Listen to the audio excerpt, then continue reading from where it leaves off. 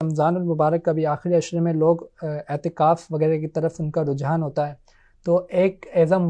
معتکف اس کو کیا کیا احتیاطیں کرنی چاہیے، کیا کیا ایسی عبادتیں کریں جس کے اوپر اس کو زیادہ ثواب ملے؟ مسجد کے اندر جب ہم آئے ہیں تو مقصد یہ ہے کہ عبادت زیادہ سے زیادہ کریں. فقط 10 دن کے لیے اپنے آپ کو بند کر لینے کا نام اعتکاف نہیں ہے، بلکہ در حقیقت رب تعالیٰ کی بارگاہ میں حاضر ہو کر انسان زیادہ سے زیادہ عبادت کرے، مناجات کرے، استغفار کرے، رب کی بارگاہ میں گڑ گڑا کر جو ہے وہ مغفرت مانگے، جہنم سے آزادی کا پروانہ جو ہے وہ طلب کرے. اب عبادات کی طرف ہم دیکھیں تو جیسے نمازوں کی ہم بات کریں تو معتکف کو اس بات کا اہتمام کرنا چاہیے کہ اس کی تمام نمازیں پہلی صف میں تکبیر اولیٰ کے ساتھ ادا ہوں. ورنہ ایسا ہوتا ہے کہ مسجد کے اندر آنے کے باوجود بھی کئی لوگ جو ہے وہ وضو کے اندر اس قدر تاخیر کر دیتے ہیں کہ جو گھروں سے آنے والے نمازی ہیں وہ تو پہلی صف کے اندر کھڑے ہیں، معتکف صاحب آخری صف کے اندر جو ہے وہ کھڑے ہیں. تو جب آپ آئے ہی ہیں تو عام عادت بھی ایسی ہونی چاہیے، لیکن چلیں اعتکاف کے دنوں سے اپنی اس عادت کو پختہ کریں کہ آپ مسجد کی پہلی صف میں اور تکبیر اولیٰ کے ساتھ نماز ادا کریں. سنت قبلیہ نماز سے پہلے جو ہے وہ پڑھ لیجئے، سنت بعدیہ بھی جو ہے وہ ساری کی ساری پڑھیں. پھر جن افراد کے اوپر قضا نمازیں ہیں تو وہ سنن غیر موقدہ اور نوافل کی جگہ پر، اور اس کے علاوہ بھی رات میں جو بھی عبادات ہیں ان تمام کی جگہ پر اپنی قضاء عمری جو ہے وہ ادا کریں. 3 مکروہ اوقات ہیں: طلوع آفتاب سے لے کے 20 منٹ بعد تک،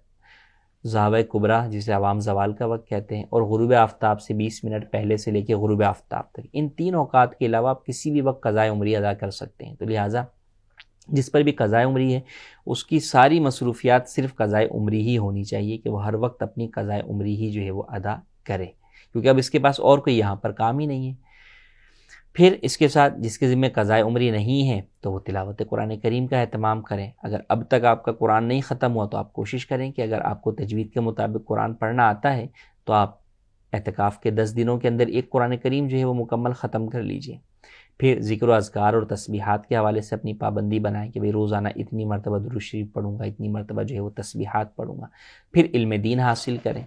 کہ وہ چیزیں جو آپ کا سیکھنا فرض ہیں دین کے اعتبار سے ان کا علم جو ہے وہ حاصل کریں. اس کے لیے مطالعے کے لیے جو کتب ہیں وہ مکتبۃ المدینہ کی وہ کتابیں جو ہے وہ حاصل کریں. اپنے آپ کو دنیاوی امور سے حتی الامکان جو ہے وہ بچائے رکھیں. اس کے لیے میرا مشورہ سب سے پہلے یہ کہ اپنے آپ سے آپ موبائل کو جو ہے وہ ٹوٹل دور کر دیں. آپ کے دوست احباب بھی آئیں تو ان کے بھی موبائل کے ذریعے سے آپ کسی سے کنیکٹ نہ ہوں کہ آپ اپنے موبائل تو گھر پہ رکھ دیا لیکن دوست کے موبائل پہ سوشل میڈیا چل رہا ہے، تو پھر فائدہ نہیں ہوگا. جو ہم اعتکاف کی روحانیت و نورانیت چاہتے ہیں وہ پھر حاصل نہیں ہوگی. تو لہٰذا آپ اپنے آپ کو ٹوٹل جو ہے وہ دوستوں سے بھی دیگر سے بھی اپنے آپ کو جدا ہی رکھیں، اپنے آپ کو عبادت کے اندر جو ہے مصروف رکھیں. کوئی آئے تو ٹھیک ہے مختصر سلام دعا جو ہے وہ کر لی، اسے نیکی کی دعوت جو ہے وہ دے دیں،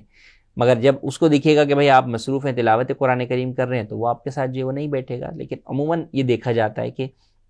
خاص طور پہ جو نوجوان بچے جو ہے وہ بیٹھتے ہیں تو ان کی باقاعدہ گیدرنگ جو ہے وہ لگی ہوئی ہوتی ہیں افطاری کے بعد یا سحری میں یا دن میں ان کے دوست آگے کوئی بیٹھے ہوئے ہوتے ہیں. تو اس سے اجتناب کرنا چاہیے تاکہ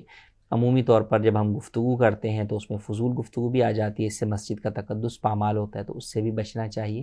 تو لہٰذا اعتکاف ایسا ہو کہ وہ اعتکاف ہماری زندگی کے لیے ایک جو ہے وہ ٹرننگ پوائنٹ ثابت ہو، اور اس کے بعد ہم اپنے آپ کو اس قدر جو ہے وہ